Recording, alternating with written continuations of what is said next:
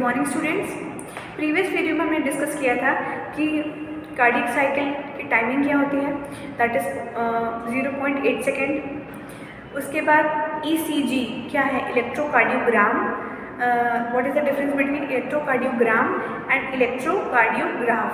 ठीक है, electrocardiograph is a machine that represent या shows our cardiac cycle in the form of a figure and that figure is called electrocardiogram।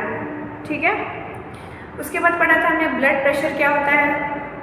Blood pressure का जो भी measurement होता है वो कितना होता है, 120/80।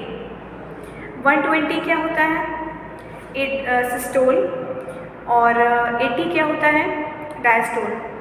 तो अगर हम बात करें नॉर्मल जो बीपी होता है वो कितना होता है, 120/80 mmHg। mmHg मतलब क्या, प्रेशर ऑफ मर्करी। अब इसमें 120 क्या है, ये होता है क्या, सिस्टोल। सिस्टोल मतलब क्या, कंट्रैक्शन। कंट्रैक्शन में किसका, वेंट्रिकुलर कंट्रैक्शन।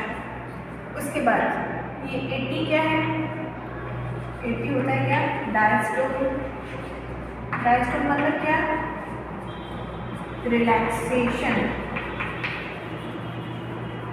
इसका रिलैक्सेशन, हार्ट में जितने भी चेम्बर्स होते हैं चार, जब वो एकदम चारों क्या है, रिलैक्स कंडीशन में है, रिलैक्स हो रहे हैं, तो वो क्या होगा, डायस्टोल। और डायस्टोल के टाइम जितना भी प्रेशर होगा, जितना प्रेशर लग रहा होगा चेम्बर्स के थ्रू, वो वही क्या कहलाता है, 80 mmHg।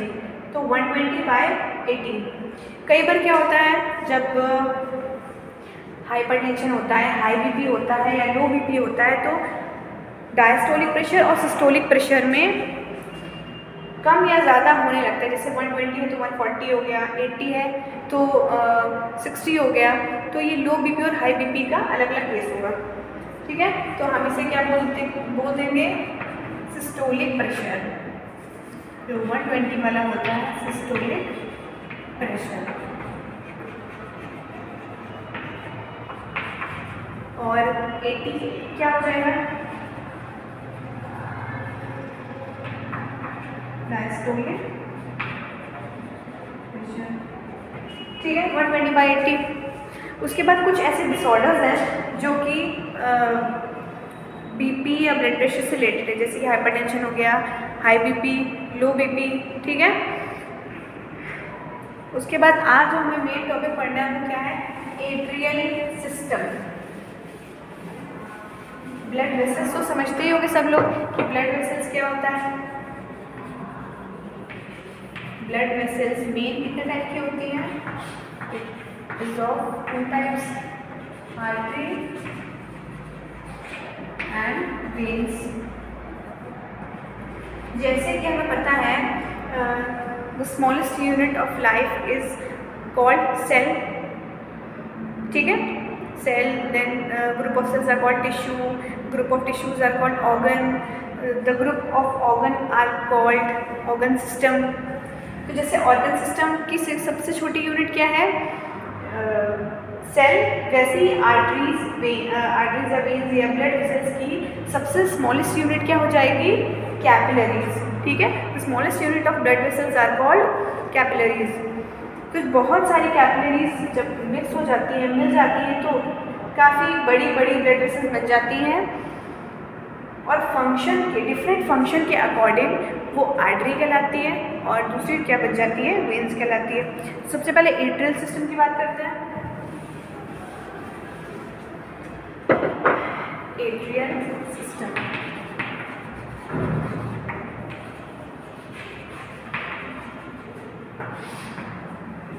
पहले डायग्रामेटिकली समझते हैं।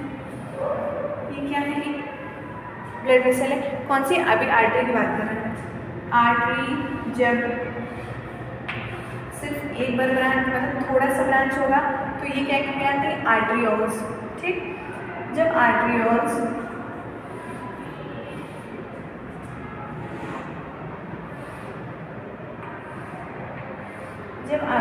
बहुत सारी ब्लड क्या मतलब बहुत छोटी छोटी स्मॉल फाइन ट्यूब्स में कन्वर्ट हो जाती है, तो उसे क्या बोला जाता है? कैपिलरीज।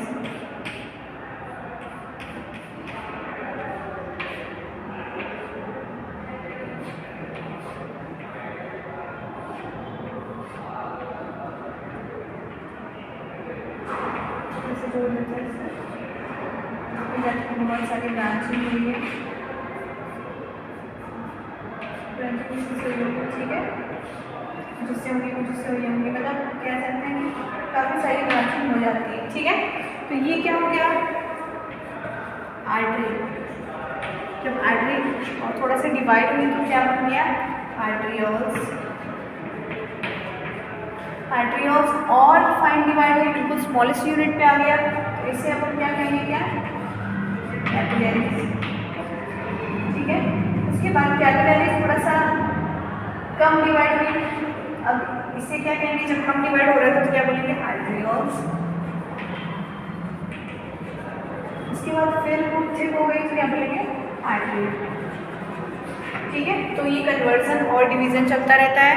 तो आर्टरियोल्स, आर्टरी, कैपिलरीज में क्या फ़र्क है आप लोग समझ सकते हैं। अब कुछ इंपॉर्टेंट पॉइंट्स नोट कर लेते हैं, ठीक है। पहले फर्स्ट पॉइंट क्या है? Artery distributes blood from heart to the different body parts. मतलब आर्टरी का क्या फंक्शन हो गया?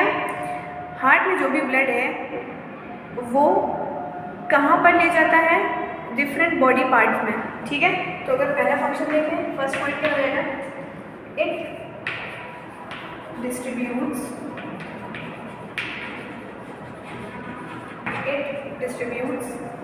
blood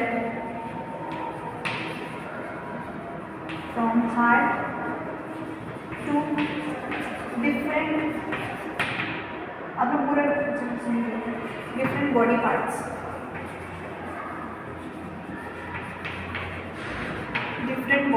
ठीक है। हार्ट से डिफरेंट बॉडी पार्ट्स में लेकर जाता है कौन? Artery. Next, wall of arteries are thick and having more muscle fibres. मतलब कि जो आर्टरी की वॉल होती है कैसी होती है? ब्लड वेसल ये काफ़ी थिक होती है, ठीक है, और थिक होने के साथ साथ काफ़ी मस्कुलर होती है, मतलब उसमें मसल फाइबर ज़्यादा होते हैं। लिख सकते हैं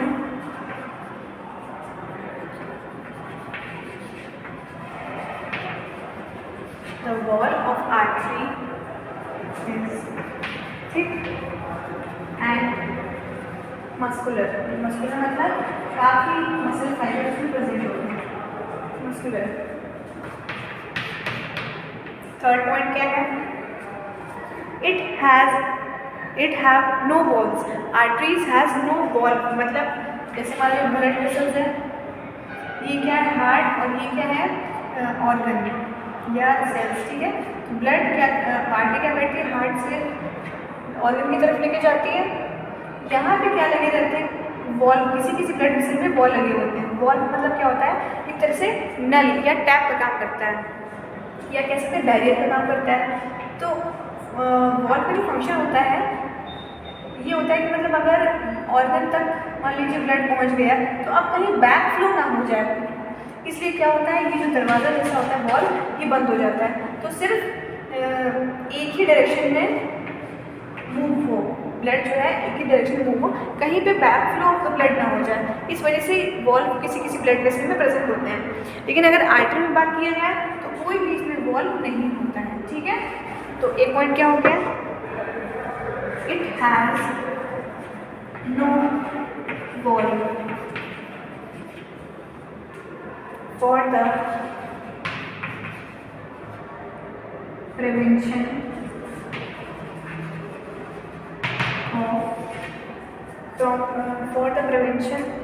of backflow of blood। अगर बैकफ्लो हो भी जाता है तो कोई परेशानी की बात नहीं है। Fourth point, flow of blood in arteries is fast as the blood in them is under great pressure. जो भी आर्टरी में ब्लड मूव करता है उसकी स्पीड कैसी होती है? फास्ट होती है। तो हम ये कह सकते हैं the flow of blood in artery is fast and pressure is high, या एंड हाई प्रेशर क्या लगता है, प्रेशर कैसा होगा, हाई होगा, ठीक है। नेक्स्ट पॉइंट,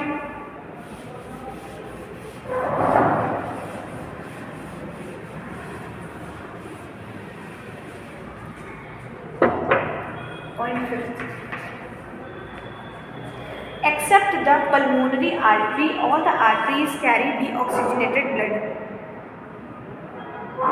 सिर्फ पल्मोनरी आर्टरी मतलब हार्ट में जो लेकर जाती थी, सिर्फ उस आर्टरी को छोड़ के जितनी भी आर्टरीज होती हैं वो कैसी होती हैं, मतलब वो कैसा ब्लड लेके जाती है, डीऑक्सीजनेटेड। ये बॉडी वर्ड है, एक्सेप्ट द, अब पूरा लिख लेना, pulmonary artery, except the pulmonary arteries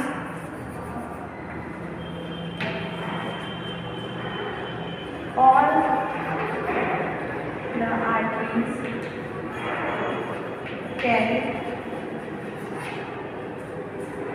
carry sorry क्या हो जाएगा, जितनी भी आर्टरीज पल्मोनरी आर्टरी को छोड़ के बाकी जितनी भी आर्टरीज होंगी वो कैसी होंगी, ऑक्सीजनेटेड ब्लड कैरी करेगी, कैरी ऑक्सीजनेटेड ब्लड।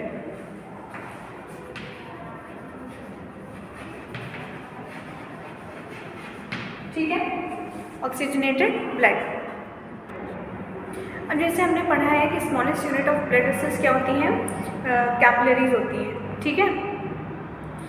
वैसे ही अगर हम बात करें, अगर कैपिलरीज में भी, कैपिलरीज माने बहुत फाइन, तो थोड़ा सा बड़ा करके लाल करके देखा तो क्या हो जाएगा, ये जो लेयर होती है कैपिलरीज होती है, इसकी जो अंदर वाली ये जो लेयर है ना, बिल्कुल इनर मोस्ट वाली लेयर, ये क्या कह रहा है, अच्छा इसको थोड़ा सा और ऐसे लेते हैं, मान लेते हैं इसकी लेयर कुछ ऐसी है, किसी भी ब्लड वेसल की बिल्कुल अंदर वाली जो लाइनिंग होती है, जो सेल्स होते हैं लेयर्स, उसे क्या बोला जाता है, एंडोथीलियम।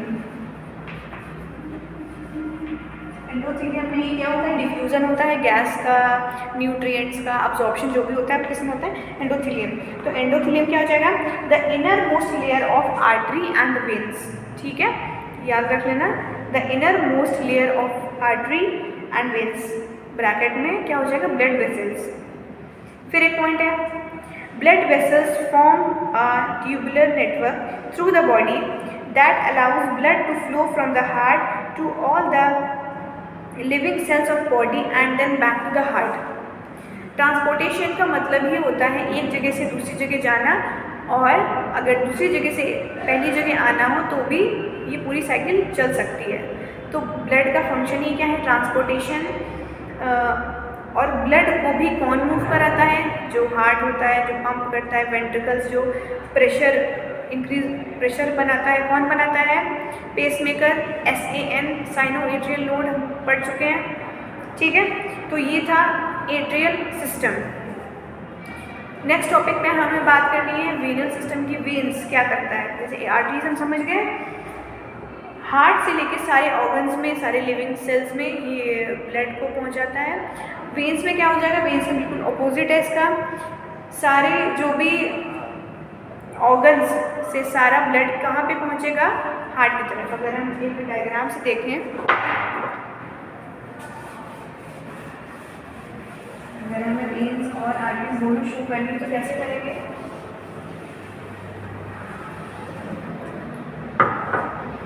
ये क्या है, हार्ट, ठीक है, ये है हार्ट, ये क्या है, ऑर्गन।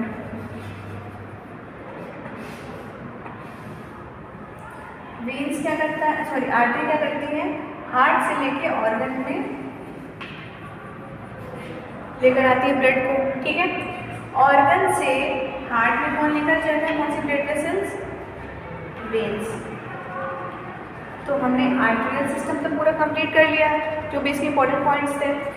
नेक्स्ट टॉपिक पे हम बात करेंगे वेन्स। वेन्स क्या करता है, इस वाली ब्लड वेसल्स में कोई भी वॉल्व नहीं होता है, ठीक है, कोई भी वॉल्व नहीं होता है, और इसमें जो है इस वाली ब्लड वेसल्स में, वेन्स में क्या होता है, वॉल्स प्रेजेंट होते हैं। क्यों प्रेजेंट होते हैं? क्योंकि ये तो कैरी करता है क्या, ऑक्सीजनेटेड ब्लड, जिसमें ब्लड में क्या ऑक्सीजन प्रेजेंट हो, तो ये तो सही है। अगर बैक फ्लो हो भी गया तो कोई प्रॉब्लम नहीं है। लेकिन ऑर्गन से देखो यहाँ पे क्या होता था, ऑक्सीजन अब्जॉर्ब हो गया, क्या रिलीज होता था, CO2। तो ये जो CO2 था ये कहाँ, ब्लड में चला जाता था, अब्जॉर्ब हो जाता था। तो वेन्स कैसा कैरी करती है ऑक्सीजन, ब्लड, डीऑक्सीजनेटेड ब्लड, ऐसा ब्लड जिसमें क्या प्रेजेंट हो, कार्बन डाइऑक्साइड प्रेजेंट हो। तो अगर कार्बन डाइऑक्साइड वाला ब्लड वापस ऑर्गन्स या लिविंग सेल्स में आ जाएगा तो क्या होगा, ये हमारे लिए हानिकारक हो सकता है, हार्मफुल हो सकता है। इसलिए वॉल्व लगे रहते हैं बीच बीच में वेन्स वाले ब्लड वेसल्स में। जैसे अभी वॉल्व कैसा ओपन है तो क्या हुआ, ब्लड यहाँ पहुँच गया। जब ब्लड यहाँ पहुँच जाएगा तो ये वाला जो बैरियर है ये बंद हो जाएगा, गेट, फिर आगे पहुँचा, फिर यहाँ पे बंद हो गया, ठीक है। इससे क्या होगा, बैक फ्लो नहीं हो पाएगा डीऑक्सीजनेटेड ब्लड का, तो फाइनली ये हार्ट में पहुँच जाता है, ठीक है। तो आर्टियल और वेनस, आर्टियल सिस्टम हो गया। कल हम लोग बात करेंगे वेनस सिस्टम।